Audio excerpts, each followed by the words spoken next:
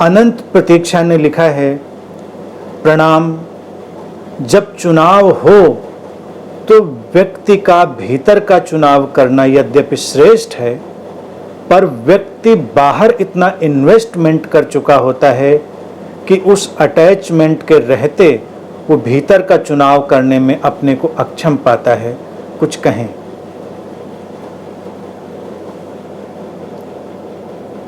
निश्चित ही प्रश्न अपने आप में उत्तर को समेटे हुए है।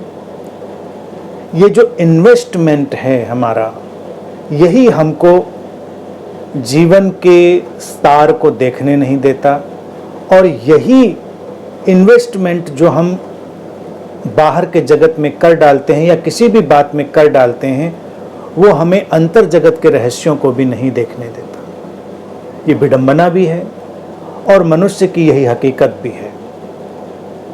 हम अपने अहम को इस तरह से सजा संवार लेते हैं हर चीज में, और इन्वेस्टमेंट का अभिप्राय यही है कि हम किसी भी घटना, व्यक्ति, विचार, वस्तु, व्यवस्था में अपने को इस तरह से समाविष्ट करते हैं कि उससे अपनी एक पहचान निर्मित करते हैं, अपनी एक आइडेंटिटी बनाते हैं। तो आमतौर से व्यक्तियों के पास जो समस्या है वो ये है कि उनकी आइडेंटिटी ही बाहर पर निर्भर है। उनकी जो पहचान है वही बाहर के जगत पर खड़ी हुई है।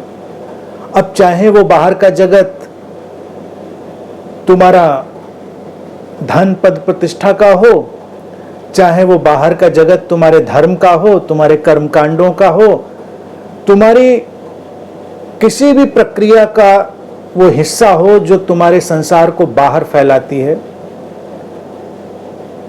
तुमने उससे अपनी एक पहचान बना ली है, आइडेंटिटी बना ली है। और बस यही सबसे बड़ी समस्या है।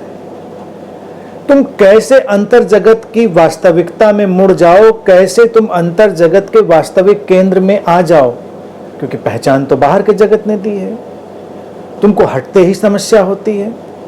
तो इस इन्वेस्टमेंट को समझना बहुत जरूरी है, बहुत आवश्यक है ये समझना कि हमने कहाँ, क्या और कैसे इन्वेस्टमेंट किया है। लोग अच्छी बातों में ही इन्वेस्ट नहीं करते, लोग बुरी बातों में भी इन्वेस्टमेंट कर डालते हैं। अपनी दुर्घटनाओं में, अपनी बीमारियों में भी अपने इन्वेस्टमेंट को कर लेते हैं। इसलिए ही हम देखें कि लोग कई बार अपने दुष्कृत्यों को भी महिमा मंडित करने से नहीं चूकते, और कई बार अपनी बीमारियों को भी महिमा मंडित करने से नहीं चूकते।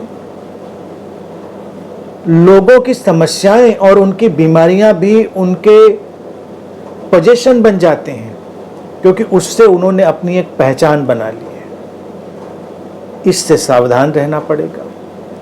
जब व्यक्ति इससे सावधान होगा और इस पहचान को अपने अंदर ले आएगा,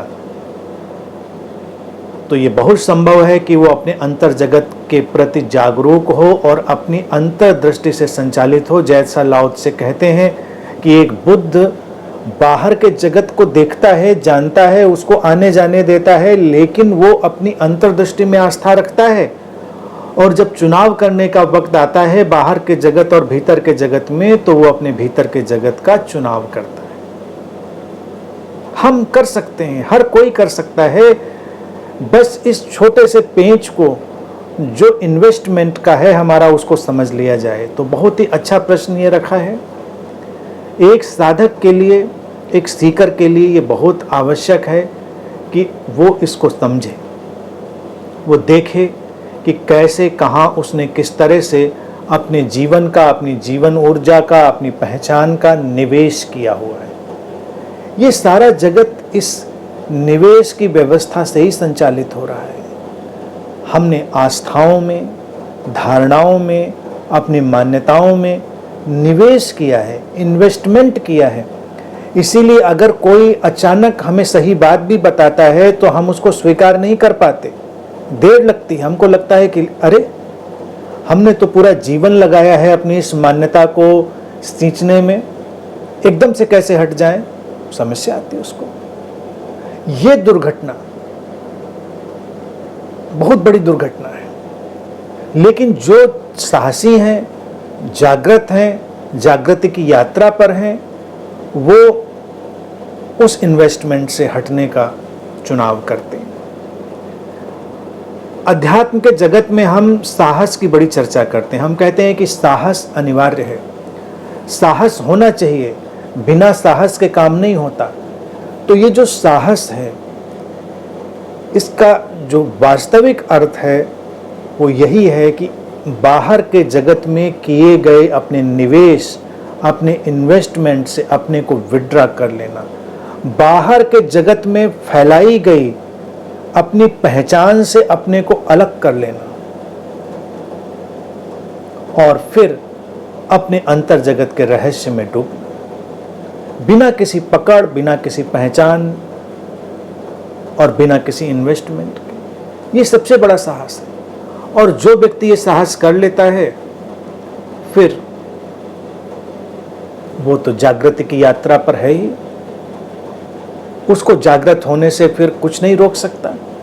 इसलिए एक अर्थ में ये बात बहुत सरल भी है और एक अर्थ में ये हमसे बहुत साहस की मांग भी करती है। लेकिन इसको समझना अति आवश्यक है।